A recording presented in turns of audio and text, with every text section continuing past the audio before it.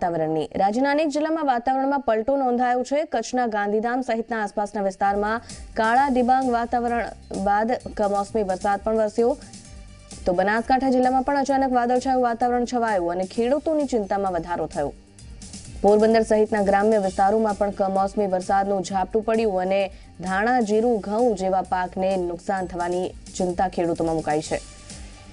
તો રાજકોટના વાતાવરણમાં પણ પલટો નોંધાયો અને વરસાદી વાતાવરણ વચ્ચે ઠંડા પવનો ફૂંકાયા હતા।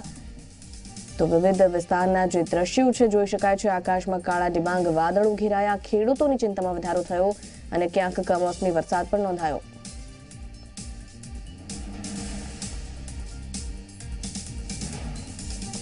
સાબરકાંઠાની વાત કરીએ, જ્યાં ઈડર અને ખેડબ્રહ્મામાં કમોસમી વરસાદના ઝાપટા પડ્યા। અચાનક વાતાવરણ અહીં બદલાયું હતું અને તરત વરસાદના ઝાપટા શરૂ થયા।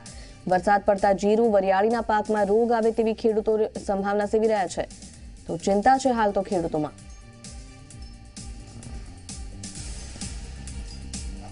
આ તરફ મોરબીમાં પણ કમોસમી વરસાદ પડ્યો। મોરબી અને ટંકારા તાલુકાના કેટલાક ગામમાં સાંજના સમયે ઓચિંતો વરસાદ આવ્યો અને લોકોમાં કુતૂહલ પણ સર્જાયું।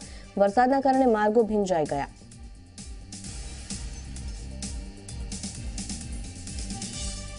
રાજ્યની અંદર વાતાવરણમાં પલટો આવ્યો છે અને રાજ્યના જુદા જુદા જિલ્લાઓની અંદર તાલુકાની અંદર વરસાદના છાંટા પડી રહ્યા છે। ત્યારે આજે જો વાત કરીએ મોરબીની, તો મોરબી, ટંકારા અને વાંકાનેરની અંદર પણ ઘણી જગ્યાએ વરસાદ પડ્યો હોવાના સમાચાર મળી રહ્યા છે। અત્યારે આપણે મોરબીમાં ઊભા છીએ અને મોરબીની અંદર હમણાં જ થોડીવાર પહેલા વરસાદી ઝાપટું આવ્યું હતું અને રસ્તા ભીના કરી દીધા છે। આ ઉપરાંત જો વાત કરીએ તો ટંકારાના ટોળ ગામની આસપાસ, ટંકારાના વીરપરની આસપાસ, રાજકોટ મોરબી હાઈવે ઉપર ટંકારાના જે ગ્રામ્ય વિસ્તાર છે ત્યાં પણ વરસાદના છાંટા પડ્યા છે।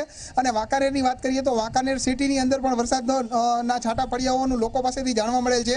અને મોરબીની જો વાત કરીએ તો થોડી જ વાર માટે જે વરસાદના છાંટા પડ્યા હતા તેમાં મોરબી શહેરના બધા જ માર્ગો ભીના થઈ ગયા છે અને લોકોને પોતાની દુકાનો પાસે જે માલસામાન રાખ્યો હતો તે વરસાદમાં ભીંજાય નહીં તેના માટે તાત્કાલિક પોતાની દુકાનની અંદર લેવો પડ્યો હતો। અને હાલની અંદર જો આપણે વાત કરીએ તો 4 છાંટા પડવાની સાથે જ વાતાવરણની અંદર જે ગઈકાલે ગરમાવો લાગતો હતો એની બદલે અત્યારે આખું ઠંડકનું વાતાવરણ પ્રસરી ગયું છે અને અત્યારે પણ આકાશની અંદર કાળા ડિબાંગ વાદળો જોવા મળી રહ્યા છે અને હજી પણ એવું લાગી રહ્યું છે કે કદાચ વરસાદી છાંટા પડી શકે છે। પરંતુ જો કે આ જે કાંઈ છાંટા પડ્યા છે તે દરમિયાન કોઈ પણ જગ્યાએ નુકસાનીના સમાચાર હજી જાણવા નથી મળ્યા। પરંતુ આ જે વરસાદ પડ્યો છે તેને લઈને હાલમાં ખેડૂતોને કદાચ પોતાના પાકની અંદર નુકસાની સહન કરવી પડે તેવું લાગી રહ્યું છે। હિમાંશુ ભટ્ટ, ઝી 24 કલાક, મોરબી।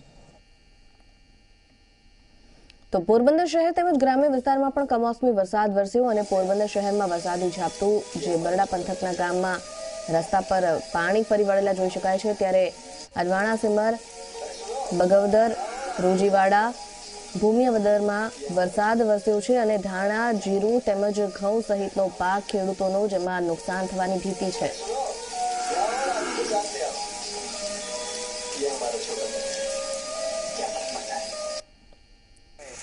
તો આ દ્રશ્યો કચ્છના ગાંધીધામના, જ્યાં પણ કમોસમી વરસાદ નોંધાયો। આજુબાજુ અનેક વિસ્તારમાં કમોસમી વરસાદ વરસ્યો છે। અહીં તો આકાશમાં કાળા ડિબાંગ વાદળો જોવા મળ્યા અને ત્યારબાદ વરસાદ વરસ્યો।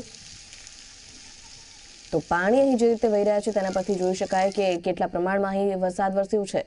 ત્યારે ચોક્કસ ખેડૂતોની મુશ્કેલીમાં વધારો।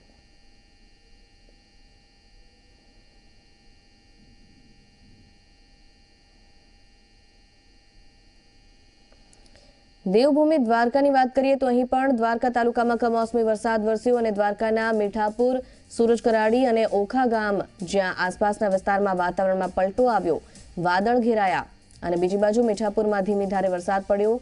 તો ઓખામાં પણ વરસાદી પાણી રોડ પર ફરી વળ્યા હતા।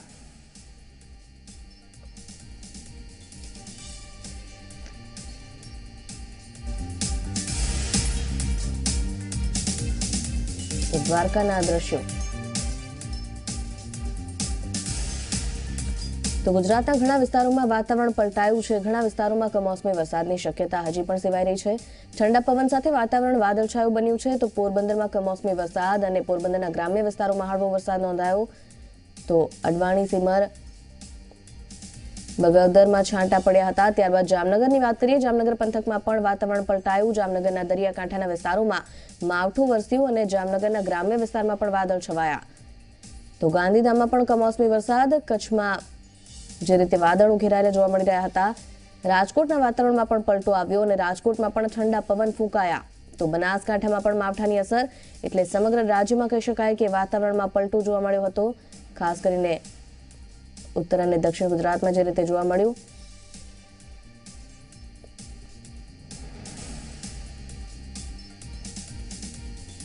તો ઉત્તર ગુજરાતમાં વધુ પ્રમાણમાં અસર જોવા મળી, જે કમોસમી વરસાદ છે તેની, અને તેના કારણે ખેડૂતો ચિંતામાં છે.